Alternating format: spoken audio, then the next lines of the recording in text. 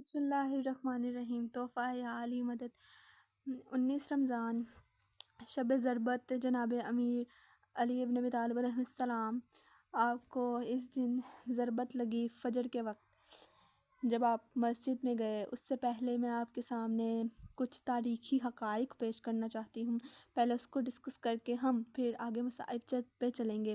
سب سے پہلی تو بات میں نے جو آپ کو بتانی ہے وہ یہ ہے کہ جب مولا علی خلافت میں آئے، جب آپ نے حکومت کی تو آپ کی حکومت ٹوٹل 4 سال 9 مہینے تھی۔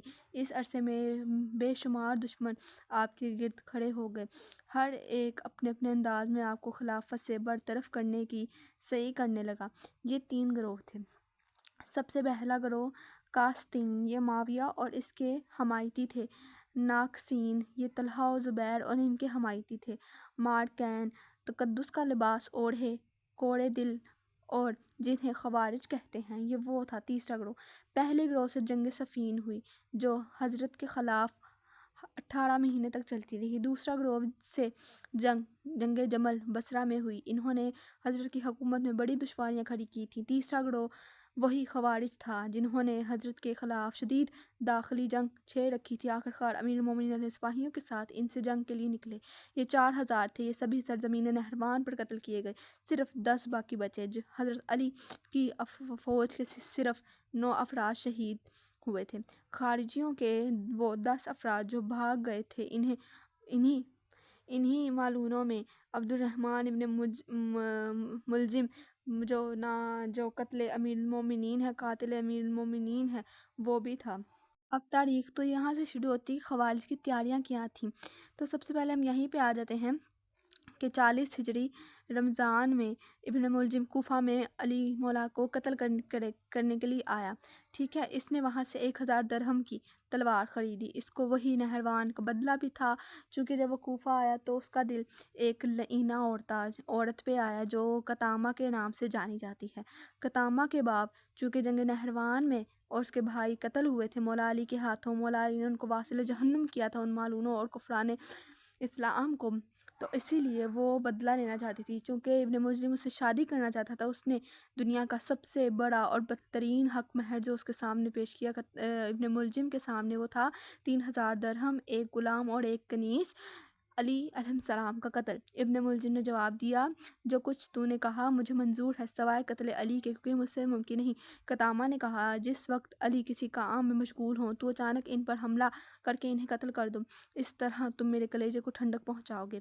بس وہی اس لعینہ مالونہ عورت کا مقصد ہو گیا۔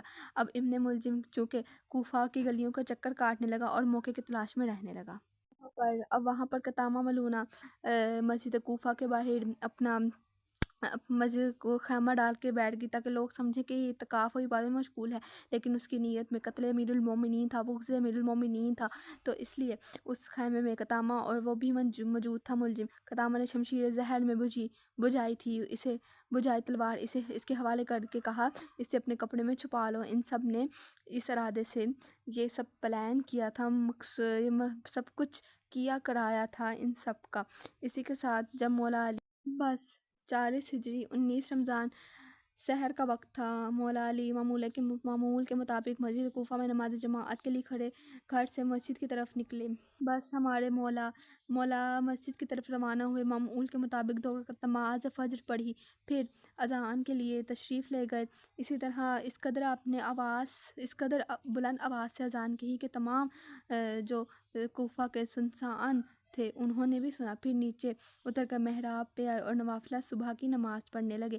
جس وقت آپ رکعت اول کے پہلے سجدے سے سر اٹھانا چاہتے تھے کہ اس اندھیرے میں لعین ابن ملجم نے آپ کے سر پر ضرب لگائی، اس ضرب سے آپ کا سر پیشانی تک شگافتہ ہو گیا۔ ہائے ہمارے مظلوم امام کو، اس نے کتنی بے دردی سے ضرب لگائی۔ اس وقت مولا نے جو جملہ کہا، اگر اس سے پہلے میں آپ کو بتا دوں کہ مولا نے اپنی زندگی میں 87 جنگیں لڑی ہیں، 87، اور اس میں مولا نے کبھی بھی وہ جملہ نہیں کہا جو مولا نے اس وقت ضرب لگنے کی وجہ سجدے کی حالت میں مولا نے کہا، وہ تھا فزت برب الکعبہ، رب کعبہ کی قسم علی کامیاب ہو گیا۔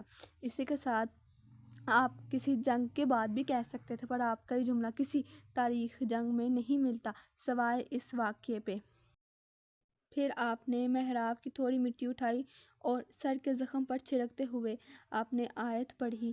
پھر اس کے بعد جبرائیل نے زمین و آسمان کے درمیان صدا فریاد بلندی کی، خدا کی قسم ہدایت کے ارکان منہدم ہو گئے، نشانے تقویٰ بجھ گیا، اعتماد بھری رسی ٹوٹ گئی، رسول کے چچیرے بھائی قتل کر دیے گئے، علی مرتضیٰ قتل کر دیے گئے، آپ کو تمام جو آپ کا قاتل ہے وہ تمام کمینوں میں سب سے بدتر کمینہ قاتل ہے، اس نے قتل جو کیا آپ کا۔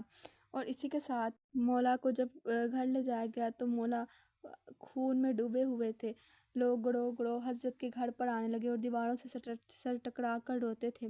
آپ کے علاج کے لیے کوفے کے اتباع کو بلایا گیا، جس کا نام اسیر بن عمرو تھا، جو سب سے ماہر تھا، امام کے سرہانے بیٹھا، اس نے زخم دیکھا۔ اس کے بعد تمام گھر کے لوگ یہ اسی انتظار میں تھے کہ طبیب کیا کہتا ہے، کہ لوگوں امام سے وہ کہہ رہا تھا جلدی وصیت کیجیے کیونکہ ضربت مغز سر تک پہنچ گیا ہے، اس کا علاج ممکن نہیں۔ اس امام نے جو وصیت فرمائی وہ نہج البلاغہ میں بھی ہے۔ اسی کے ساتھ آپ کا جو مصائب ہے 19 رمضان کا وہ کچھ اس طرح بھی بیان ہے۔ اسی کے ساتھ یہ میں نے آپ کو حقائق کچھ تاریخی پیش کرنے تھے، اور میں نے آپ کو مصائب بھی بتائے مولا کے کہ کیا تھے 19 رمضان کو۔ اور جب طبیب نے کہا کہ جتنا ہو سکے مولا کو دودھ پلایا جائے، تو کوفے کی یتیم بچے آپ کی خاطر اپنا دودھ جو ان کے پاس تھا دودھ لے کے آئے اور دروازے پہ کھڑے ہو گئے کہ ہم اپنے مولا کو پلائیں گے، اور ان یتیم بچوں نے جو دودھ پیالوں میں لے کے آئے تھے مولا کے لیے کھڑے ہوتے تھے، قطاریں بنائے کہ ہمارے مولا کا حکم آئے تو ہم جائیں۔ آپ ہمارے ایسے سخی مولا کے راتوں کو جو راشن پہنچاتے ہیں اس علی کو انہوں نے قتل کیا، اور ہمارے مولا کے روبرو کوئی بھی نہ آ سکا، کیونکہ مولا کے روبرو مولا کو قتل کرنا تو ناممکن تھا۔ اس لیے ان ڈر پھوک جو لوگ تھے انہوں نے صرف یہی حل ڈھونڈا کہ جب امام مشغول نماز ہوں یا کسی کام میں مشغول ہوں تو ان پہ وار کیا جائے، کیونکہ کسی میں آج تک اتنی جرت نہیں کہ مولا کے روبرو آ کر ان کو قتل کر سکیں۔ آپ کی شہادت جو مسجد کوفہ میں ہوئی اور آپ کا ظہور خانہ کعبہ میں ہوا، اللہ تعالیٰ نے آپ کو ایسی امامت کا تاج بنایا اور آپ کو ایسی فضیلت عطا کی کہ جس کو آج تک دنیا میں کسی کو یہ فضیلت نہ مل سکی جو آپ کو ملی، کہ آپ کا ظہور جو ہے کعبہ میں اور آپ کی شہادت مسجد میں، جو دونوں اللہ کے گھر ہیں۔ اسی کے ساتھ ویڈیو کرتے ہیں یہاں پہ ختم۔ اگر آپ سب کو یہ ویڈیو اچھی لگی ہو تو ویڈیو کو زیادہ سے زیادہ شیئر کریں تاکہ تاریخی حقائق لوگوں تک پہنچ سکیں۔ اللہ حافظ۔